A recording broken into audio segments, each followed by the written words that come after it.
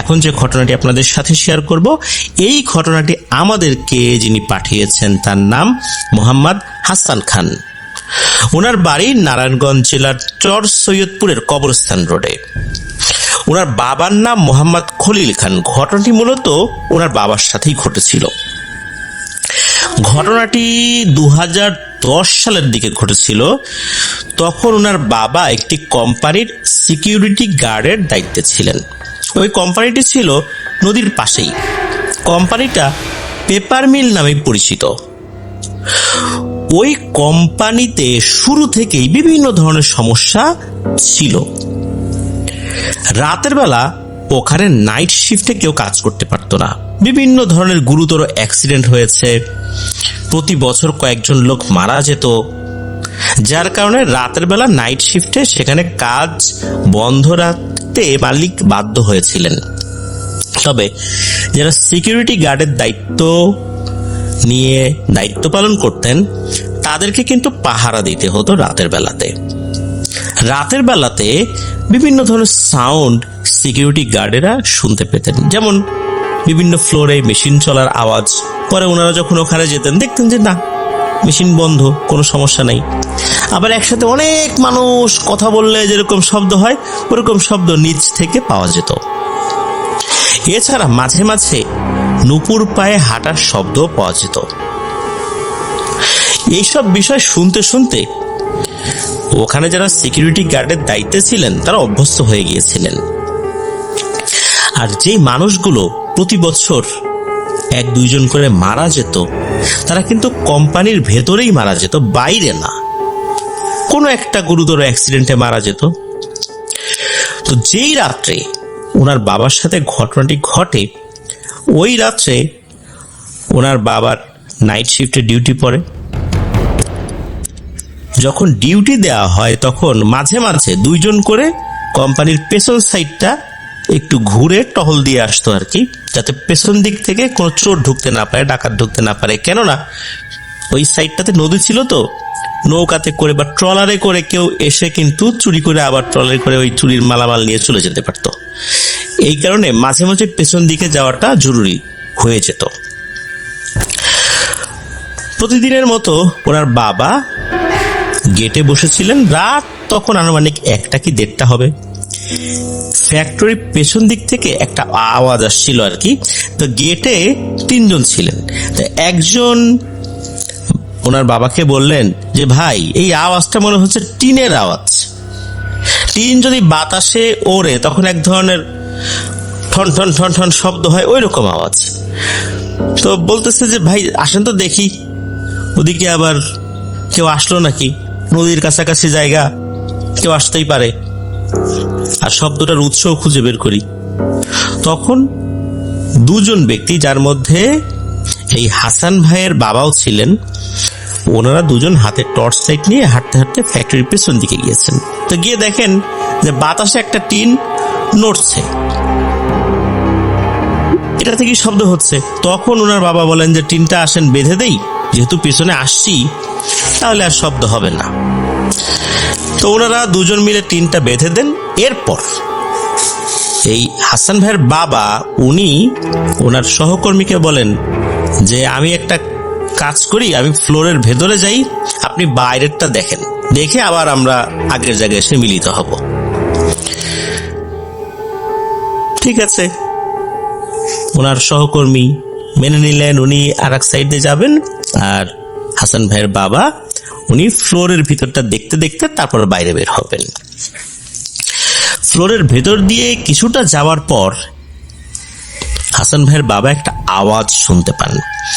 আওয়াজটা এমন ছিল, কেউ যদি পানিতে হাত দিয়ে পানির উপর থাপ্পড় দেয় যে ধরনের শব্দ হয় না, ওই রকম আওয়াজ। আওয়াজটা কোথা থেকে আসছে এইটা দেখার জন্য হাসান ভাইয়ের বাবা আগাতে থাকেন। আগাতে আগাতে সামনের দিকে গিয়ে দেখেন ফ্যাক্টরির ভিতরে একটা হাউসের মধ্যে থেকে আওয়াজটা আসছে। হাউসের লাইট মারার পর উনি দেখেন যে বিশাল বড় একটা গজার মাছ। বিশাল বড় বলতে সাধারণত গজার মাছের আকৃতি আমরা যেরকম দেখি সেই হিসাবে বিশাল বড় আর কি। হয়তোবা সেটা ম্যাক্সিমাম 2.5 ফুট এরকম বড় আর কি, সেই অর্থে বিশাল। তো এত বড় একটা গজার মাছ ওই হাউজের ভিতরে নড়াচড়া করছে, লাফাচ্ছে। কিন্তু কথা হলো, এই হাউস কিন্তু 2 মাস আগেই খালি করা হয়েছে। হ্যাঁ, পূর্বে হাউজে মাছ ছিল, সেই মাছগুলো অন্য আর একটা হাউজে নিয়ে ছেড়ে দেয়া হয়েছে। হাসান ভাইয়ের বাবা ভাবছেন, হাউজে পানি নাই, 2 মাস হলো,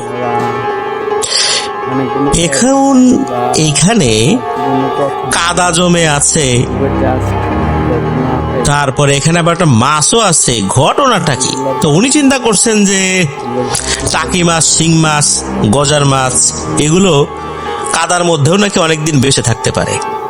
উনি ভেবেছেন যে হয়তোবা মাছ ধরে নেওয়ার সময় এই মাছটা রয়ে গেছে, কেউ টের পায় নাই, এই কারণে এই জিনিসটা এখন বের হয়ে আসছে। হাউজের গভীরতা কম থাকার কারণে অনায়াসেই কিন্তু উপর থেকেই একটু ঝুঁকে পড়ে ওই মাছটা ধরা যেত।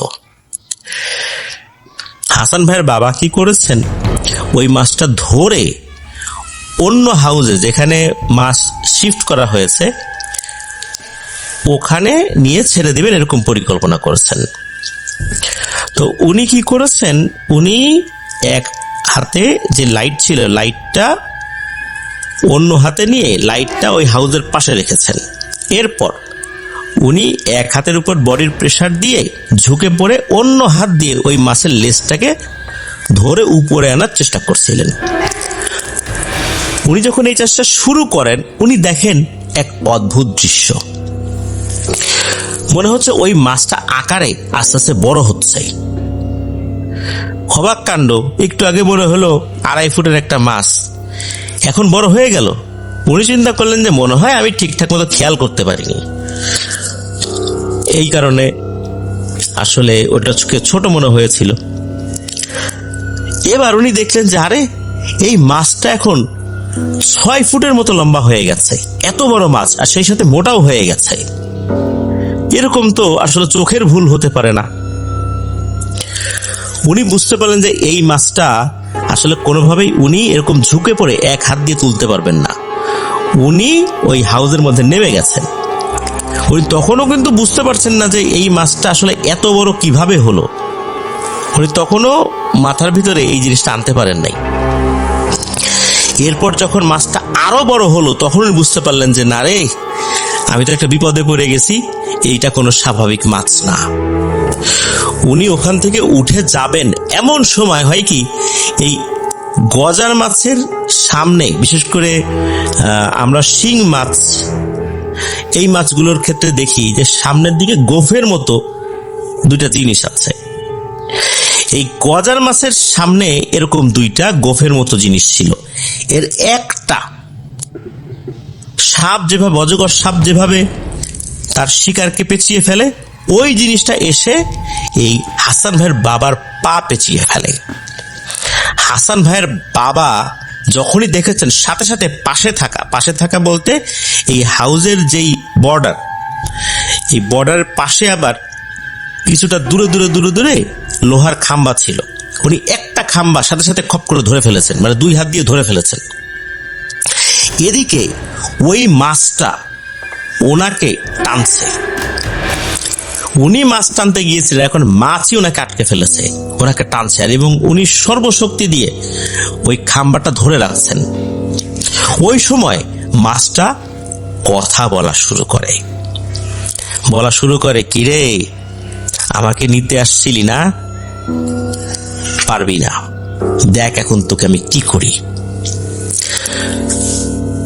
হাসান ভাইয়ের বাবা ওই মাছটার দিকে ভালো করে খেয়াল করে দেখেন, ওই মাছটার কপালের উপরে লাল একটা দাগ, যেটা সিঁদুরের মতো মনে হচ্ছে, এরকম একটা দাগ ছিল। এদিকে উনি যখন শরীরে প্রেসার অনুভব করছেন, যে নিচ থেকে টানছে, উনি আবার ধরে রাখছেন, কি করবেন এটা বুঝতে আসলে পারছেন না। তখন কোন দোয়া দরুদ পড়বেন এটা ওনার মনেও আসছে না। ওনার বাবা একটা পীরের দরবারে যেতেন, ওখানে কিছু ওজিফা শিখেছিলেন, একটা দোয়া শিখেছিলেন। ওনার কোনো দোয়াই মনে আসছিল না, ওই দোয়াটা মনে আসছে। ওই দোয়াটা যখন উনি পড়া শুরু করেছেন, বিশেষ করে 2 লাইন পড়েছেন মাত্র, সাথে সাথে নাকি ওই মাস্টার বলে ওঠে, এই দোয়া পড়িস না, এই দোয়া পড়িস না, এই দোয়া পড়লে তুইও মরবি আমিও মরবো, এই দোয়া পড়িস না, তোর সাথে আমি সম্পর্কযুক্ত হয়ে গেছি, আমার সাথে তুই এখন সম্পর্কযুক্ত হয়ে গেছিস, এখন কিন্তু আমি মরলে তুইও মরবি, সুতরাং এই দোয়া পড়িস না কিন্তু। এই কথা শোনার পর হাসান ভাইয়ের বাবা চিন্তা করছেন যে এইবার তো এইটারে দুর্বল করে ফেলা গেছে, ওর দুর্বলতা তাহলে এই দোয়া, এইটা ওর শরীর উপর কাজ করতেছে, তাহলে এই দোয়া বেশি করে পড়ি। এই দোয়া উনি বেশি করে পড়তে থাকেন। এদিকে ওই মাছটাও ছটফট করছে, টানাটানি করছে হাসান ভাইয়ের বাবাকে, আর উনিও দোয়া পড়ছেন, কিন্তু ওনার শরীরের একটা অংশে আস্তে আস্তে মনে হচ্ছে জ্বলা পোড়া শুরু হয়ে যাচ্ছে। এই হাসান ভাইয়ের বাবার কথা বলছি আর কি। ওই মাছটাও ছটফট করছে, কিন্তু হাসান ভাইয়ের বাবাকেও টানছে। তো এইভাবে চলতে থাকে। তখন তো গ্রীষ্মকাল ছিল, তাড়াতাড়ি আজান হয়ে যেত ফজরের আর কি। হঠাৎ করে আজানের আওয়াজ ভেসে আসে। মুয়াজ্জিন সাহেব ফজরের আজান দিয়েছেন, যখনই আওয়াজটা চলে আসে তখন ওই মাছটা তার যেই গোফের মতো যে অংশটা, এই জিনিসটা দিয়ে পেঁচিয়ে রেখেছিল পা, এটা ছেড়ে দেয়। আর তখন বলে যে আজকের জন্য তুই বেঁচে গেলি, কিন্তু তোর কারণে আমার যে ক্ষতি হয়েছে রে, আমি কিন্তু তোকে ছাড়বো না। এই কথা বলে ওই গজার মাছটা লেজ দিয়ে অনেক জোরে একটা আঘাত করেছে পায়ের দিকে এই হাসান ভাইয়ের বাবাকে। আর এই আঘাতে হাসান ভাইয়ের বাবা মাটিতে পড়ে যান, আর এই মাছটাও কোথায় যেন চলে যায়। এইখানে ঘটে আর একটা ঘটনা, সেটা হচ্ছে এই যে আর একজন সিকিউরিটি গার্ড, উনি যে অন্য আর একটা সাইড দিয়ে ঘুরে আর একটা জায়গায় আসছেন, ওখানে তো হাসান ঘটনার মাঝখানে একটু কথা বলবো। আপনারা যারা এরকম টাইপের ঘটনাগুলো শুনতে পছন্দ করেন, মানে কোনো অ্যাড নাই, আমরা আমাদের চ্যানেল কিন্তু মনিটাইজ করা না, কোনো অ্যাড নাই, কিছু নাই, জাস্ট ঘটনাটাই শুনতে পারবেন। আপনার ভাইয়ের ঘটনা বা রাসেল ভাইয়ের ঘটনা, ওই ঘটনাগুলো মিক্স ঘটনাগুলো যেগুলো আমার কাছে বেস্ট মনে হয়, ভালো মনে হয়, ওগুলাই বাছাই করে আমি আমার আইডির মধ্যে দিই। তো আপনারা অবশ্যই আমার চ্যানেলটা সাবস্ক্রাইব করে আমার এই চ্যানেলের পাশে থাকবেন। হ্যাঁ, আর অত লং স্টোরি না, এই আধা ঘন্টা বা 1 ঘন্টা এরকম, জাস্ট ঘটনাটাই একবারে সুন্দর ভয়ঙ্কর ঘটনাগুলো আমি বাছাই করে আমার এই চ্যানেলের মধ্যে। বাবারও চলে যাওয়ার কথা ছিল, তো ওই সিকিউরিটি গার্ড ঘুরে আসছে, এসে দেখে যে হাসান ভাইয়ের বাবা নাই। উনি চিন্তা করলেন যে খলিল সাহেব হয়তো বা এই দিকটাতে ঢুকেছেন, কোন বিপদ আপদে পড়লো কিনা, এই চিন্তা করে উনি আবার তাকে খোঁজার জন্য গিয়েছেন। খোঁজার জন্য যাওয়ার পর ওই যে হাউস, ওইখানেও এসেছেন।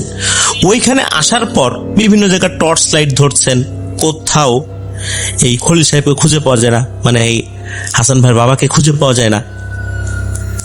তখন উনি চিন্তা করছেন যে কি ব্যাপার, লোকটা কোথায় গেল। উনি আশেপাশে অনেক খোঁজাখুঁজি করেছেন।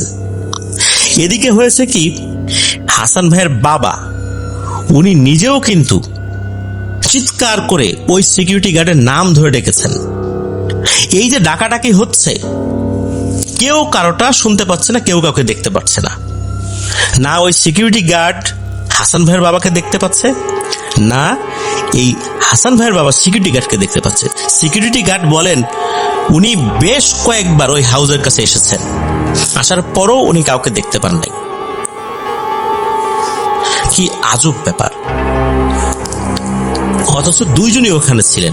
এক অদৃশ্য পর্দা, এক অদৃশ্য মায়াজাল ওখানে সৃষ্টি হয়ে গিয়েছিল, যার কারণে কেউ কারো ডাকও শুনতে পাচ্ছে না, কেউ কাউকে দেখতেও পারছে না। অনেকক্ষণ খোঁজাখুঁজি করার পর যখন পাওয়া গেল না, তারপর উনি হাল ছাড়েন নাই। উনি ফজরের আজানের কিছু সময় আগে আবারও উনি টহল দিতে থাকেন, কারণ উনি খোঁজার জন্য কিন্তু বিভিন্ন জায়গায় গিয়েছেন, পান নাই। আবার ওই জায়গায় আসেন, আসার পর দেখেন যে হাউসের একটা পাশে উনি পড়ে আছেন। তখন এই সিকিউরিটি গার্ড চিন্তা করেছেন যে খলিল সাহেব যে ঘুমাবে রাতের বেলা, এটা তো বললেই হতো, আমি পাহারা দিতাম, ওনাকে ঘুমানোর ব্যবস্থা করে দিতাম। তো এই জায়গার মতো একটা জায়গায় এসে, এরকম নির্জন জায়গায় এসে ঘুমানোর কোনো দরকার আছে? তখন ওনাকে ডাকাডাকি করতে থাকেন। ডাকাডাকি করতে গিয়ে দেখেন ভয়ঙ্কর ব্যাপার।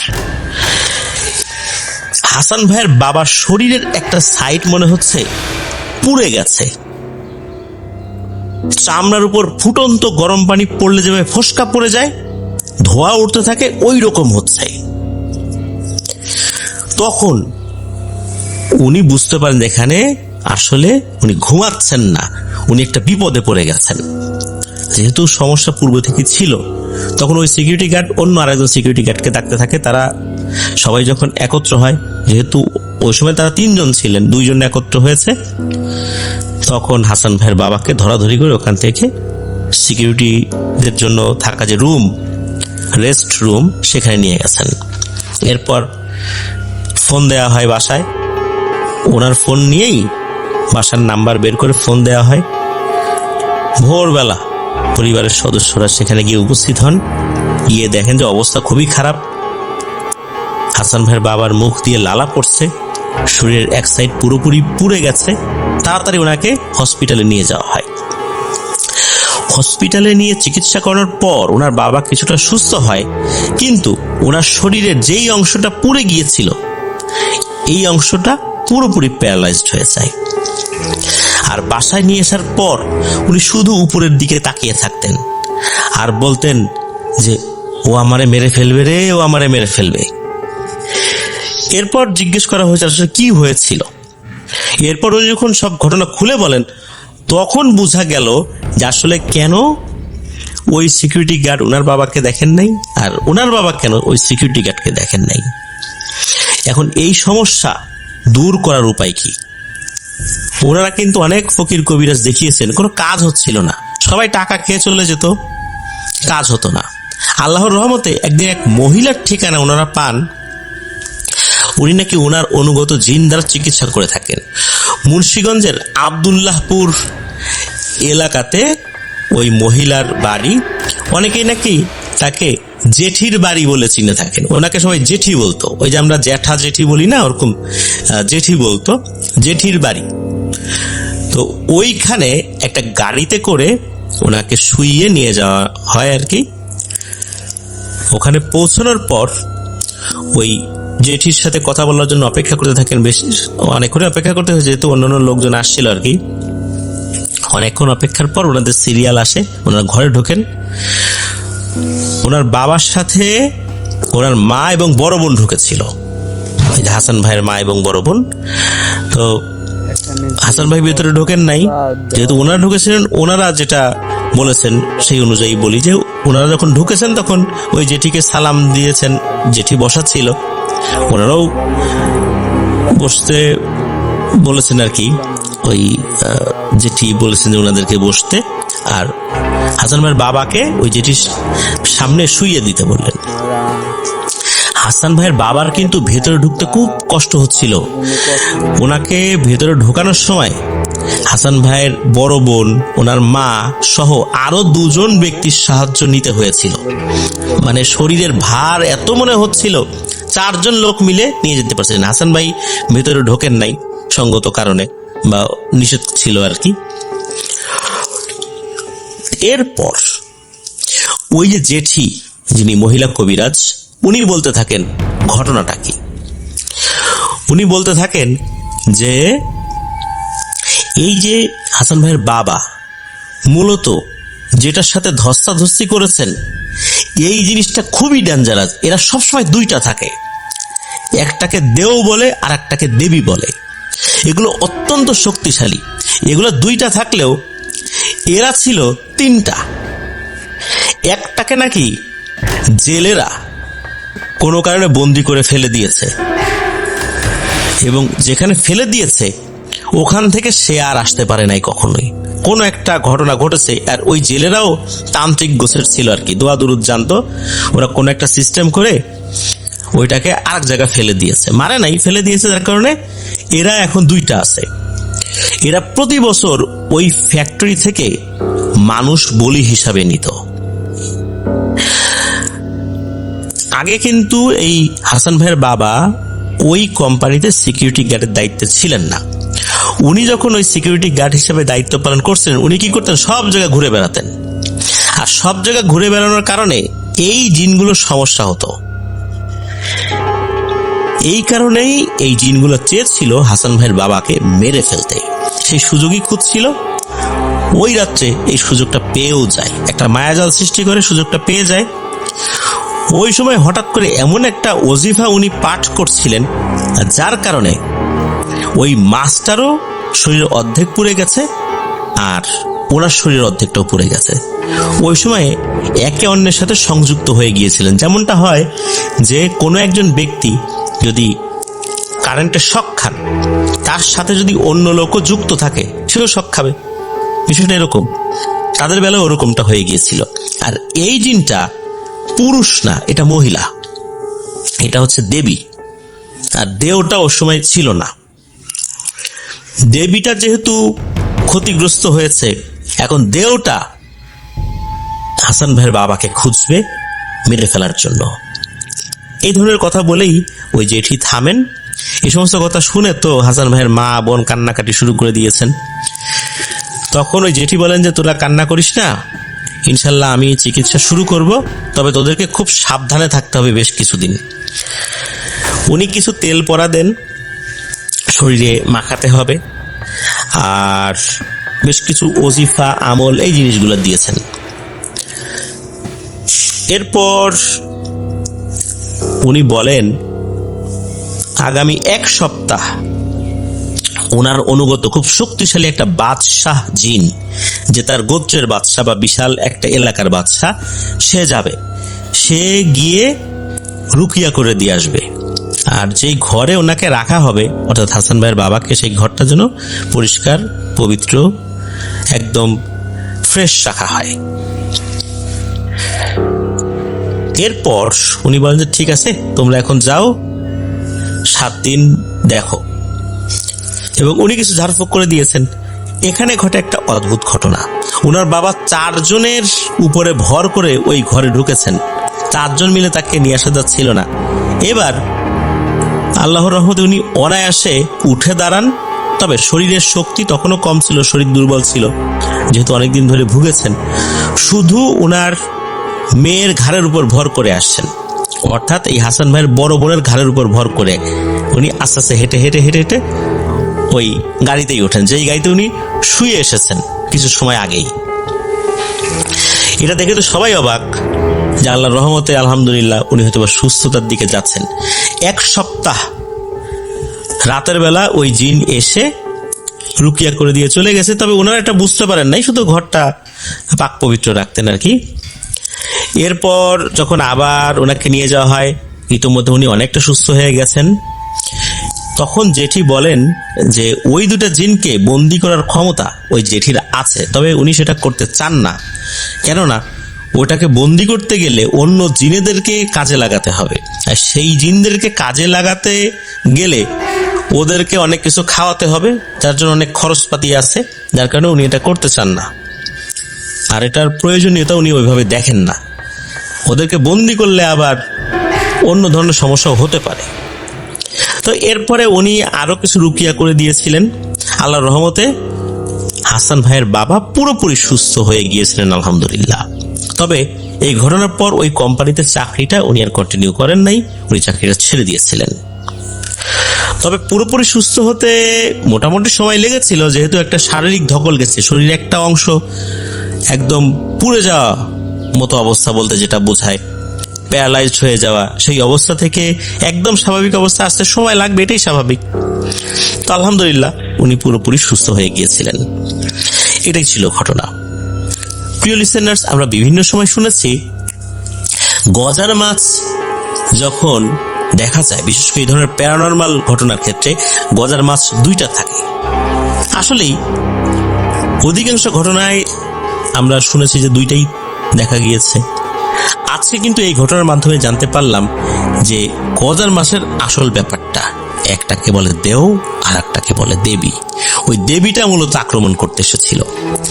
দেখুন কি একটা অদ্ভুত ব্যাপার, এমন একটা ওজিফা উনি পাঠ করছিলেন যেটার ফলে ওই জিনটার শরীরে জ্বালা পোড়া শুরু হয়ে যায়। আর জিনটা যেহেতু হাসান ভাইয়ের বাবাকেও তার সাথে কানেক্ট করে ফেলেছিলেন, যার কারণে তারও ক্ষতি হয়ে যাচ্ছিল। ওই সময় যদি উনি এটা কন্টিনিউ করতেন আর ফজর আজান না হতো, তাহলে ওই জিনটাও মারা যেত, হয়তোবা হাসান ভাইয়ের বাবাও উনিও মারা যেতেন। ঘটনার মাঝখানে একটু কথা বলবো। আপনারা যারা এরকম টাইপের ঘটনাগুলো শুনতে পছন্দ করেন, মানে কোনো অ্যাড নাই, আমরা আমাদের চ্যানেল কিন্তু মনিটাইজ করা না, কোনো অ্যাড নাই, কিছু নাই, জাস্ট ঘটনাটাই শুনতে পারবেন। আপনার ভাইয়ের ঘটনা বা রাসেল ভাইয়ের ঘটনা, ওই ঘটনাগুলো মিক্স ঘটনাগুলো যেগুলো আমার কাছে বেস্ট মনে হয়, ভালো মনে হয়, ওগুলাই বাছাই করে আমি আমার আইডির মধ্যে দিই। তো আপনারা অবশ্যই আমার চ্যানেলটা সাবস্ক্রাইব করে আমার এই চ্যানেলের পাশে থাকবেন। হ্যাঁ, আর অত লং স্টোরি না, এই আধা ঘন্টা বা 1 ঘন্টা এরকম, জাস্ট ঘটনাটাই একবারে সুন্দর ভয়ঙ্কর ঘটনাগুলো আমি বাছাই করে আমার এই চ্যানেলের মধ্যে দিব। এটাই ছিল ঘটনা। প্রিয় লিসেনার্স, চলুন চলে যাব আমাদের এবার এপিসোডের পরবর্তী আরও একটি নতুন ঘটনায়। প্রিয় লিসেনার্স, এখন যে ঘটনাটি আপনাদের সাথে শেয়ার করবে, এই ঘটনাটি আমাদেরকে যিনি পাঠিয়েছেন, ওনার নাম শেখ মিকাইল আহমেদ। ওনার বাড়ি মাগুরা জেলার মোহাম্মদপুর উপজেলায়। ওনার অনেকগুলো ঘটনা ইতিমধ্যে আমরা প্রচার করেছি। উনি বাংলাদেশের স্বনামধন্য একটি পত্রিকায় চাকরি করছেন। যে ঘটনাটি উনি সংগ্রহ করেছেন, এই ঘটনাটি ওনাদের এলাকারই ঘটনা। ঘটনাটি ঘটেছিল ওনার সম্পর্কে চাচা হন এমন দুইজন ব্যক্তির সাথে। একজনের নাম মিলন, একজনের নাম মিশর। ওনাদের দুজনের সাথেই মূলত ঘটনাটি ঘটেছিল 2001 সালে। এই যে মিলন চাচা, মিশর চাচা, ওনারা ছোটবেলা থেকে একসাথে বড় হয়েছেন, দুজনই খুবই অন্তরঙ্গ বন্ধু।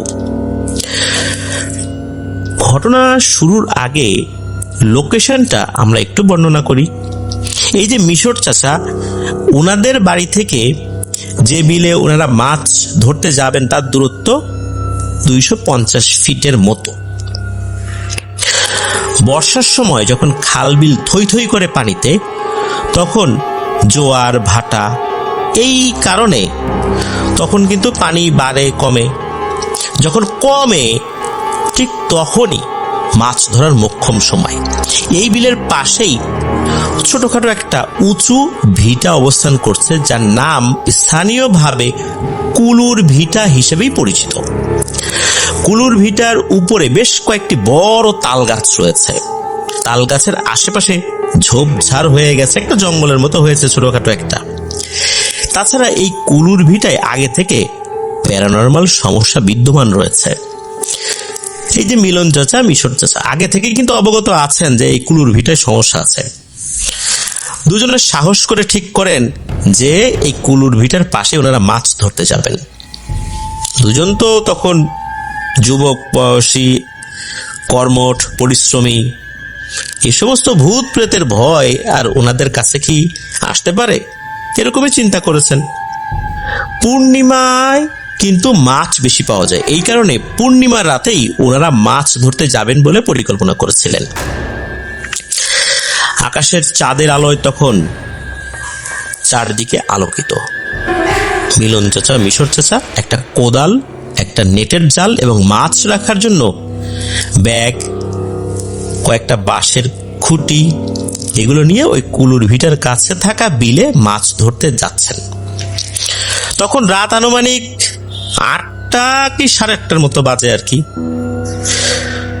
তখন বিলে পানি খুবই কম। প্রথমে মিলন চাচা, মিশর চাচা ওনারা ওইখানে গিয়ে একটা আইল বেঁধেছেন। আইলের অপর পাশে কোদাল দিয়ে গর্ত খুঁড়েছেন, যাতে করে পানিগুলো সরাসরি গর্তের মধ্যে যেতে পারে। সাথে নিয়ে যাওয়া নেটের জালটা বাঁশের খুঁটির সাথে বেঁধে পানির স্রোতের মাধ্যমে ওই গর্তের ভিতরে যেতে থাকে। এভাবে আপা টেনে মাছ ধরতে থাকে। ওনাদের স্থানীয় ভাষায় এই পদ্ধতিতে মাছ ধরাকে বলে আপা টেনে মাছ ধরা। এভাবে কিছুক্ষণ মাছ ধরতে থাকে, বেশ ভালোই মাছ ধরা পড়ে। তখন দেশি বেশ কিছু মাছ, টাকি, শৈল, কই মাছ, চিংড়ি মাছ, ছোট ছোট পুঁটি মাছ দুজনেই পেতে থাকেন। তারা খুবই আনন্দিত, তাদের কষ্টটা সার্থক হচ্ছে আল্লাহর রহমতে। আর এই আনন্দে ওনারা দুজনই বিড়ি ধরিয়েছেন, কারণ মাছ ধরার সময় বিড়ি খাওয়ার নাকি আলাদা একটা আনন্দ রয়েছে, এটা ওনারা বুঝতে পারেন যারা এটা খান আর কি। তো ওনারা তো বিড়ি ধরিয়েছেন, খাচ্ছেন বিড়ি, মাছও ধরছেন, আর সেই সাথে সাথে থাকা ব্যাগের মধ্যে মাছগুলো ভরছেন।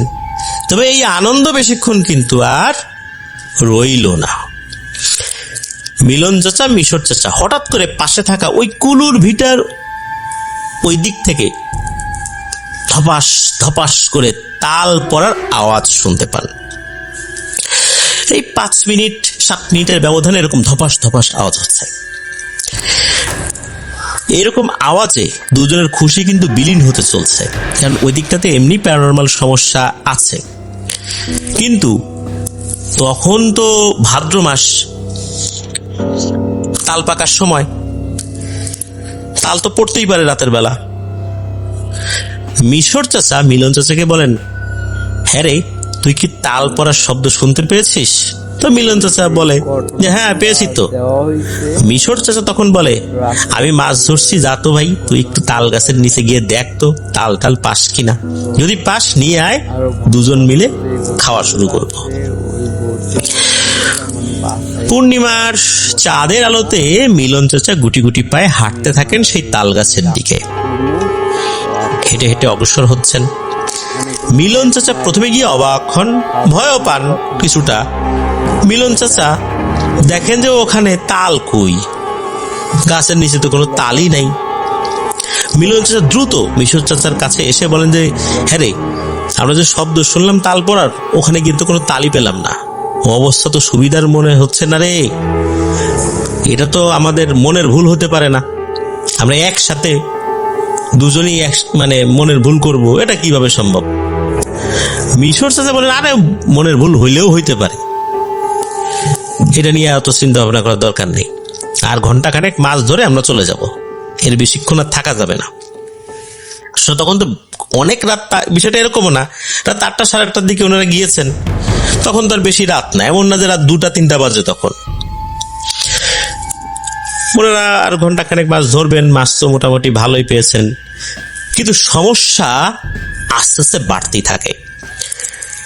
মিশর চাচা মিলন চাচা মাছ ধরছে, গল্প করছেন আর বিড়ি খাচ্ছেন।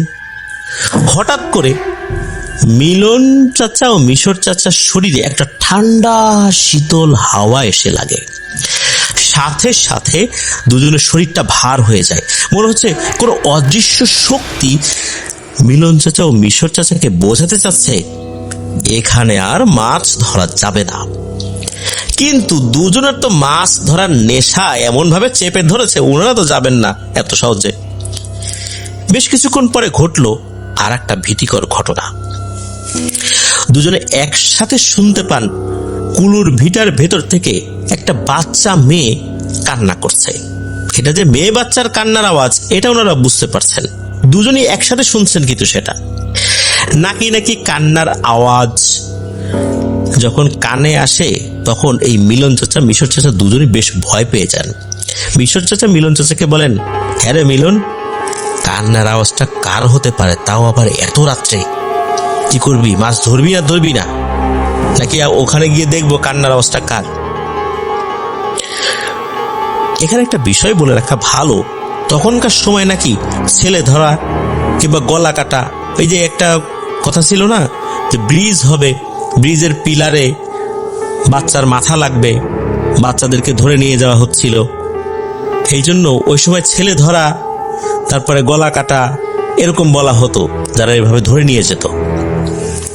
এই ধরনের বিষয়গুলো কিন্তু তখন চারদিকে বেশ ছড়িয়েছিল। ওরা চিন্তা করেন যে ওইখানে নির্জন জায়গায় কোনো বাচ্চাকে কি ধরে নিয়ে এসেছে নাকি, মনে হয় কোনো ছেলে ধরা হবে, চুরি করে নিয়ে যাবে, তারপর গলা কাটবে, মাথা কাটে, অথবা কোনো ব্রিজে দিবে, রাস্তায় দিবে। না তো এটা তো করা যাবে না, এটা আমাদের গ্রামের বাচ্চাই হতে পারে বা পার্শ্ববর্তী কোনো গ্রামের বাচ্চা হতে পারে, এটা তো কোনোভাবে হতে দেয়া যাবে না। দুজনে তখন পরামর্শ করছেন যে কি করা যায়। আবার ভাবছেন জানে না, এই কিছু না, ধুর ওইদিকে যাব না, মনে হয় কোনো ভূত প্রেত হবে। আবার মনে হচ্ছে না, কোনো বাচ্চার আওয়াজ। যদি ভূত প্রেত মনে করে ওনারা এড়িয়েই যান, তাহলে একটা মানুষের জীবন যদি সত্যি সত্যি সংশয় হয়ে থাকে তাহলে ওনারা নিজের বিবেকের কাছে কিভাবে জবাব দেবেন? যদি শোনা যায় সত্যি কোনো একটা গ্রাম থেকে একটা বাচ্চা গায়েব হয়েছে, তখন ওনারা কি করবেন? নিজের বিবেককে তো ক্ষমা করতে পারবেন না, নিজেদেরকে ক্ষমা করতে পারবেন না। ওনারা চিন্তা করেন যে আমরা ওইদিকে যাব, দেখবো যে কে কান্না করে। মিলন চাচা, মিশর চাচা এখনো বুঝতে পারেন না যে আসলে কি অপেক্ষা করছে ওনাদের জন্য, তা আবার এত রাত্রে। নাকি কান্নার শব্দ, এও কি সম্ভব? দুজনে কান্নার আওয়াজ অনুসরণ করে যেতে থাকেন। কান্নার যে শব্দটা, এই শব্দের উৎস খুঁজছেন যে ঠিক কোন পাশ থেকে আসছে। আশ্চর্যের বিষয়, প্রথমে যেখানে কান্নার শব্দ শুনতে পান সেখানে গিয়ে দেখেন কান্নার শব্দটা এবার অন্য দিক থেকে শোনা যাচ্ছে। অর্থাৎ যদি পূর্ব দিক থেকে ওনারা বুঝতে পারেন যে শব্দ আসছে, ওখানে যাওয়ার পর অর্থাৎ পূর্ব দিকে যাওয়ার পর মনে হচ্ছে পশ্চিম দিক থেকে আওয়াজ আসছে। আবার ওরা পশ্চিম দিকে যান, এবার মনে হচ্ছে পূর্ব দিক থেকে আসে। আবার পূর্ব দিকে যান, মনে হচ্ছে এবার উত্তর দিক থেকে আসে। এইভাবে ওনারা ওই জায়গাতে ঘুরছেন। বেশ কিছুক্ষণ পর ওরা দেখলেন যে একটি তাল গাছ ঘেঁষে সামনের ঝোপের ভিতরে 7 থেকে 8 বছর বাচ্চার একটা অবয়ব হাঁটু গেড়ে বসে আছে। হাঁটুর উপরে 2 হাত এবং হাতের উপরে মাথা নিচু করে লম্বা চুল সামনে ঝুলিয়ে রেখে কান্না করছে। পরক্ষণে মিলন চাচা ও মিশর চাচা ওই বাচ্চাটিকে উদ্দেশ্য করে ডাক দেয় এবং বলে, আরে কে রে তুই, এত রাত্রে এখানে বসে কান্না করছিস কেন রে বাপু? তোর বাবার নাম কি রে? তোর বাড়ি কোথায়? এটা বলছে আর ওই অবয়বটার দিকে ওনারা দুজন এগোচ্ছেন। ঠিক তখনই ঘটলো একটি ভয়ঙ্কর ঘটনা। দুজনে কাছে যেই না গিয়েছে তখনই ওই মেয়ে অবয়বটি মাথা উঁচু করে তাকায়। তখন এই মিলন চাচা এবং মিশর চাচা দেখেন খুব ভয়ঙ্কর রকমের বিশ্রী চেহারা। ওই অবয়বটার মুখটা মনে হচ্ছে সম্পূর্ণ পোড়া, চোখ দুটো মনে হচ্ছে চোখের জায়গা থেকে বেরিয়ে গেছে, আগুনের ন্যায় জ্বলজ্বল করছে। নাক নেই, হাতে লম্বা লম্বা নখ।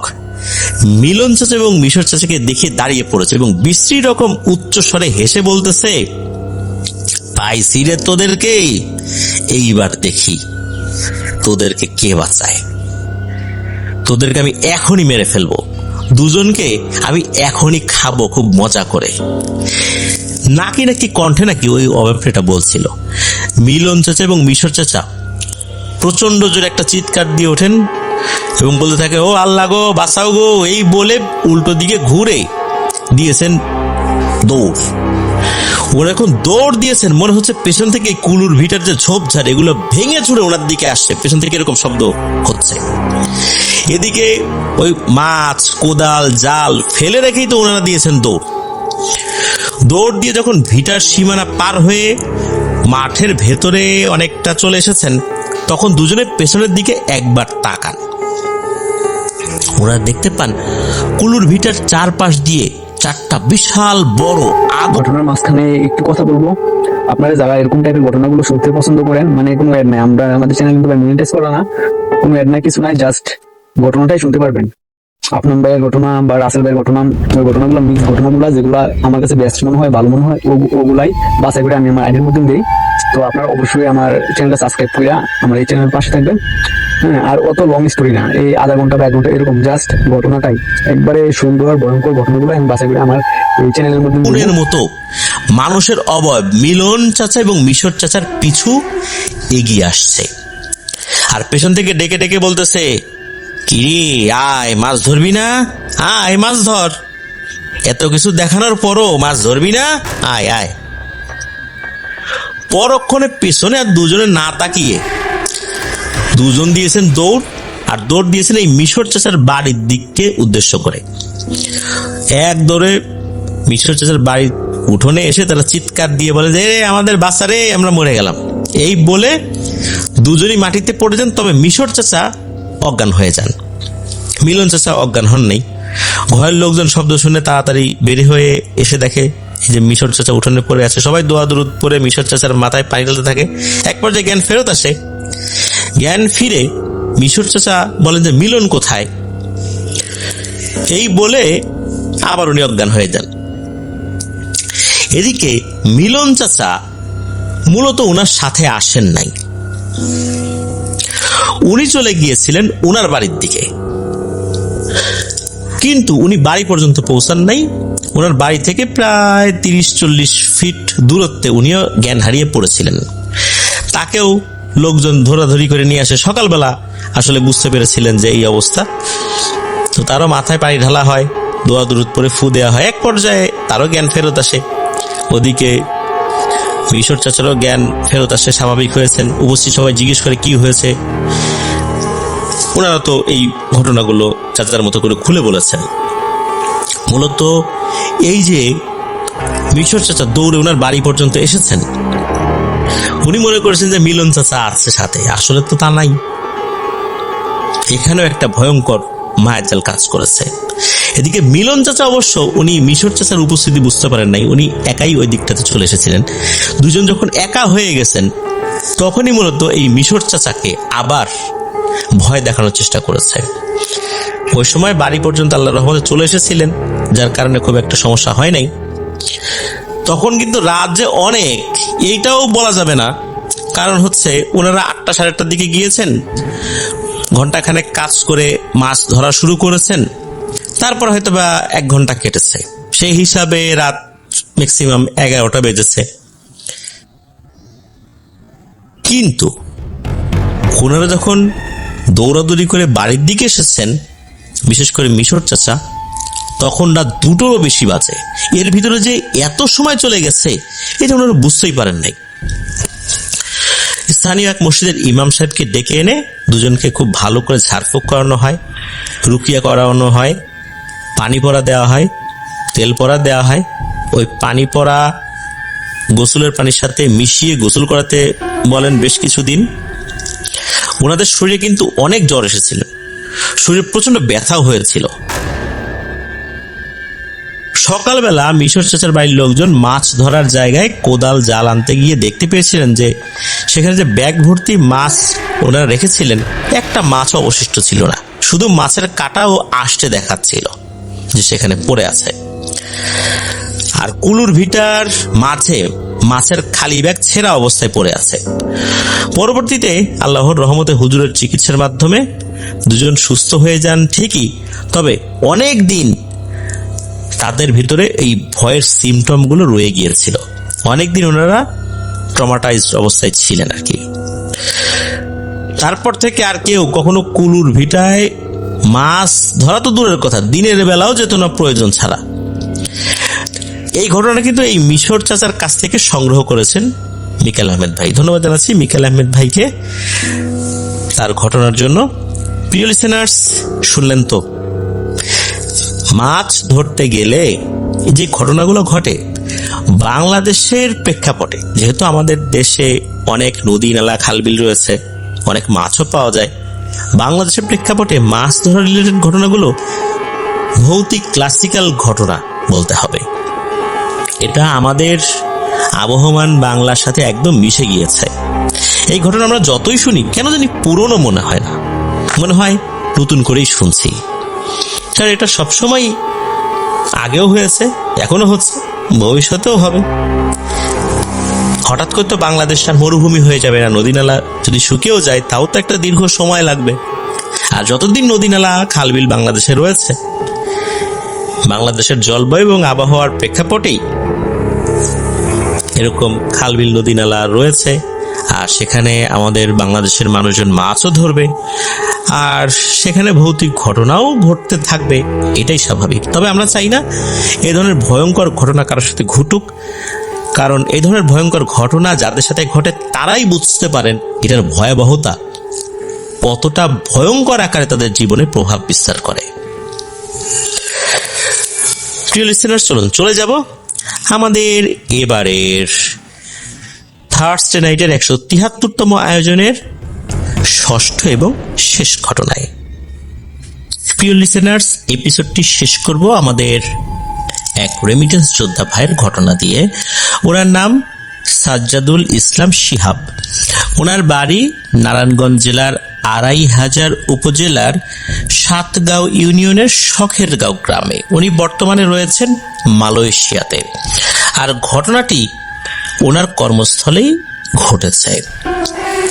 ঘটনাটি এই অল্প কিছুদিন আগের।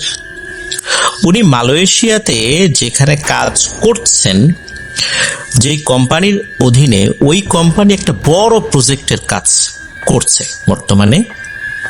তো বিশাল বড় একটা বিল্ডিং এর কাজ, A to Z যত কাজ আছে। যখন একটা বিল্ডিং এর কাজ নেওয়া হয় সেখানে কিন্তু কম ধরনের কাজ থাকে না। কনস্ট্রাকশনের কাজ তো রয়েছেই, ইট, বালু, সিমেন্ট, এগুলোর কাজ হয়ে যাওয়ার পর তখন কিন্তু থাইয়ের কাজ শুরু হয়, তারপর কাঠের কাজ শুরু হয়, বিদ্যুতের কাজ শুরু হয়, পানির লাইনের কাজ শুরু হয়, টাইলসের কাজ শুরু হয়, রঙের কাজ, অনেক ধরনের কাজ রয়েছে। এই শিহাব ভাইদের কাজ হচ্ছে কাঠের টেবিল চেয়ার তৈরি করা। ওনারা এই সাইডটা দেখছেন, এক একজন এক এক সাইড দেখছে, তো ওনারা এই সাইডটা দেখছেন। তো এভাবে কাজ হচ্ছে। ওনাদের গ্রুপে ইন্দোনেশিয়ার একজন লোক আছে, যার নাম হচ্ছে ইপিন। এই ইপিন, এই লোকটা ইন্দোনেশিয়াতে যখন ছিল তখন সে টুকিটাকি কালো জাদু শিখেছিল। মূলত সে পারিবারিকভাবে কালো জাদু শিখেছে। তার সাথে যখন কথা হয়েছে, বিভিন্নভাবে বিভিন্ন ধরনের কথাবার্তাই হয়েছে, ওই লোকটাকে কেমন যেন একটু অস্বাভাবিক লাগে। অস্বাভাবিক বলতে একদম দিল খোলা টাইপের মানুষ থাকে না, ওই রকম না, কেমন যেন সন্দেহজনক দৃষ্টিতে অন্যদেরকে দেখে, এরকমটা মনে হয় আর কি শিহাব ভাইয়ের কাছে।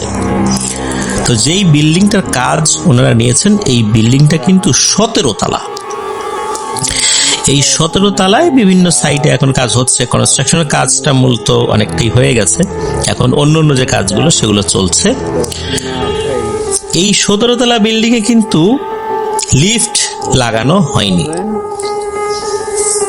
যার কারণে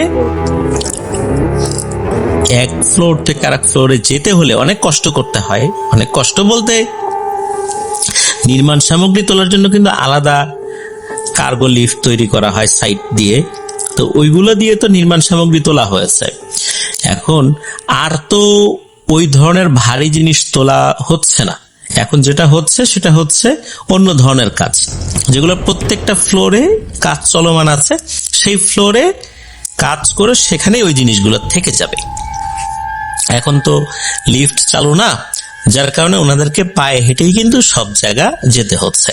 এমনকি কারো যদি পানি খাওয়ার দরকার হয়, পানি শেষ হয়ে যায়, তাহলে 17 তলা নামতে হবে, পানি ভরে আবার 17 তলায় উঠতে হবে। সিঁড়ি দিয়ে নামা, সিঁড়ি দিয়ে ওঠা, এমন একটা অবস্থা। যার কারণে অনেক সময় অনেকের টুকিটাকি জরুরি কাজ থাকলেও খুব ইমার্জেন্সি না হলে সে আর নিচে নামেও না, ওঠেও না। এর মধ্যে হয় কি, এই যে ইপিন, সে শিহাব ভাইকে বলে যে তোমরা এই বাংলাদেশিরা লোক সুবিধার না। কেন সুবিধার না? সে একটা তিক্তকর অভিজ্ঞতার কথা বলে যে এরকম একটা ঘটনা ঘটছিল এবং আমি এই কাজটা করছিলাম। সেটা কি? সে বলে যে এই অল্প কিছুদিন আগেই 13 তলাতে তার একটা কাজ ছিল। সে মূলত কার্পেটিং এর কাজ করে, কার্পেট লাগানো। সে যখন কার্পেট মাথায় নিয়ে নিচ তলা থেকে, অর্থাৎ গ্রাউন্ড ফ্লোর থেকে 13 তলায় উঠেছে, তখন সে একটা বোতলের সাথে পা পিছলে পড়ে যায়। যখন পড়ে গেছে, মাথার উপর থেকে কার্পেটটাও পড়ে গেছে, সেও কয়েকটা সিঁড়ি নিচে পড়ে গিয়েছে। তারপরে হাতের এক আঙ্গুল ভেঙে গেছে, নাকে ব্যথা পেয়েছে। দেখে যে কিসে পড়ে গেল, তখন দেখলো যে সিঁড়ির ভিতরে একটা বোতল রাখা। আর এই বোতলটা স্বাভাবিক বোতল না। স্বাভাবিক বোতল না বলতে এটা প্লাস্টিকেরই বোতল, পানির বোতল। তবে এইটার ভিতরে যে লিকুইডটা রয়েছে, এইটা কোনো পানি না। তাহলে কি, কোনো একজন ওয়ার্কার উনি কি করেছেন, উনি ওই বোতলে জল বিয়োগ করেছেন, আর ওই বোতলটা উনি এই যত্রতত্র ফেলে রেখেছেন। যত্রতত্র এভাবে তো ফেলে রাখা উচিত নয়, কেননা এই ধরনের বোতল যদি পায়ের নিচে পড়ে মানুষ হোঁচট খেতে পারে, এটাই স্বাভাবিক। আর যেটা এই ইপিনের বেলায় হয়েছে, এ তো অনেক ব্যথা পেয়েছে, হাতে নাকে তো ব্যথা পেয়েছেই, কোমরেও বেশ ব্যথা পেয়েছে। এই ইপিন কি করেছে, সে ওই বোতলটা সাথে করে নিয়ে গেছে। নিয়ে যাওয়ার পর সে ওই ফ্লোরে যেই শ্রমিকরা ছিল বুঝতে পেরেছে যে এটা অন্য কোনো ফ্লোর থেকে এসে করেনি, এই ফ্লোরের কেউ হবে। সে একটা অ্যানাউন্সমেন্ট দিয়েছে যে এই কাজটা কে করেছে, যদি আমার কাছে এসে বলো তাহলে কিন্তু এক হিসাব, না হলে অন্য হিসাব। এখন কেউ কি আর বলবে? এদিকে হয়েছে কি, এই যে ইপিন পড়ে গিয়ে যে আঘাত পেয়েছে, পরের দিন সকালে সে তো আর বিছানা থেকে উঠতে পারে না, শরীরে প্রচন্ড ব্যথা। বিশেষ করে মাজা বা কোমরে যে ব্যথাটা হয়েছে এটা খুব তাকে ভুগিয়েছে। 13 দিন সে কাজে আসতে পারেনি। আর ওখানে কিন্তু পার ডে তার স্যালারি কাউন্ট করা হয়। 13 দিন কাজে না আসার কারণে কিন্তু তার 13 দিনের বেতন সে পাবে না। আর এটা তো আর মালিকের ফল্ট না, সে কেন খেয়াল করে উঠতে পারে নাই। ইপিনের ক্ষোভ হচ্ছে যে এই কাজটা যে করেছে তার কারণেই আমি পড়ে গেছি, সেটা আমাকে বের করতে হবে। ইপিন 13 দিন পরে আবার গিয়ে ধমক ধমক দিয়েছে, এই কাজটা কে করছে কেউ বললা না, দেখবা আমি কিন্তু এমন একটা কাজ করব, আমার কিন্তু হাতে পায়ে ধরে তোমাদেরকে মাপ চাইতে হবে। কেউ তো স্বীকার করে না। ইপিন এই যে বোতলটা নিয়ে এসেছিল, যার মধ্যে কেউ একজন জল বিয়োগ করেছিল, এইটা দিয়ে সে কিছু একটা করেছে।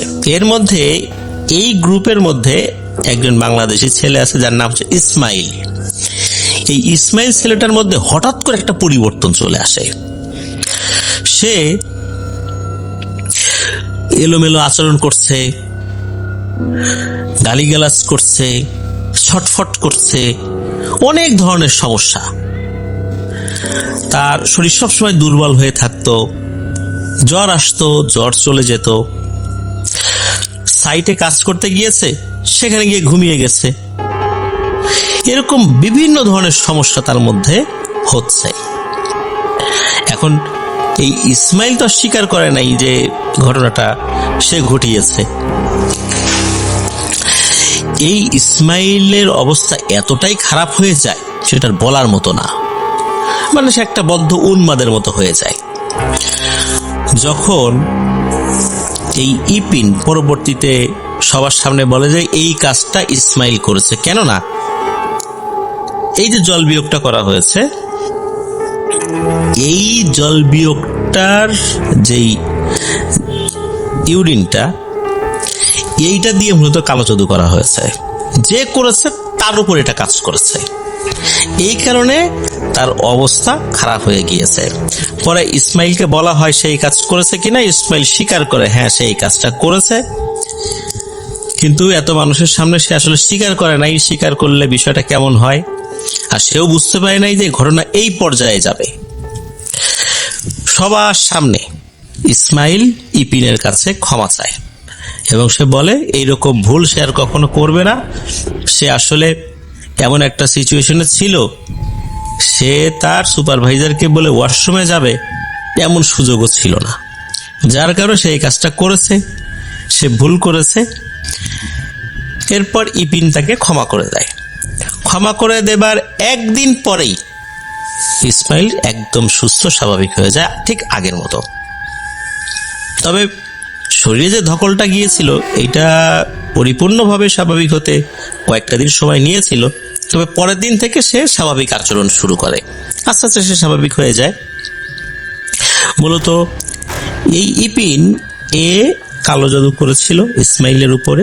সে তো জানতো না যে আসলে কে করেছে, কিন্তু সে জানতো যে এই জিনিসটা দিয়ে যদি কালো জাদু করা হয় তাহলে যে করেছে তার উপরে প্রভাব পড়বে, যার ফলশ্রুতিতে বোঝা যায় যে ইসমাইল এই কাজটি করেছিল। পরবর্তীতে ইসমাইল স্বীকারও করে। আর এই ঘটনার প্রেক্ষাপটে কিন্তু এই ইপিন শিহাব ভাইকে বলেছিল যে এই তোমরা লোক সুবিধা না, এরকম কাজ কেউ করে, আমি তো এরকম একটা কাজ ঘটাইছিলাম। তো এই কারণে শিহাব ভাই এই ইপিনের কাছ থেকে ঘটনাটি জানতে পারে।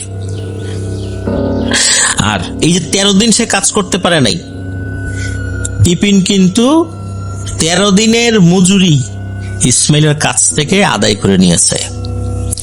কারণ সে 13 দিন ভুগেছে, এটা চারটিখানি কথা না। কারণ এই পিন্ন তো আর দরিদ্র পরিবারের সন্তান, আসলে 13 দিনের বেতন না পাওয়া মানে তো অনেক টাকা।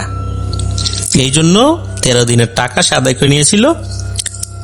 ইসমাইল ছেলেটাও সে এই টাকাটা দিয়ে দিয়েছিল। যেহেতু তার আর কোনো উপায় ছিল না, সেই টাকা না পেলে এই কালো জাদুটা ফিরিয়ে নেবে না, যার কারণে সেই কাজটি করেছিল। এটাই ছিল ঘটনা। প্রিয় লিসেনার্স, আসলে এই ঘটনা থেকে আমরা একটা জিনিস জানতে পারলাম, সেটা হলো যে ইউরিন দিয়েও ব্ল্যাক ম্যাজিক করা যায়।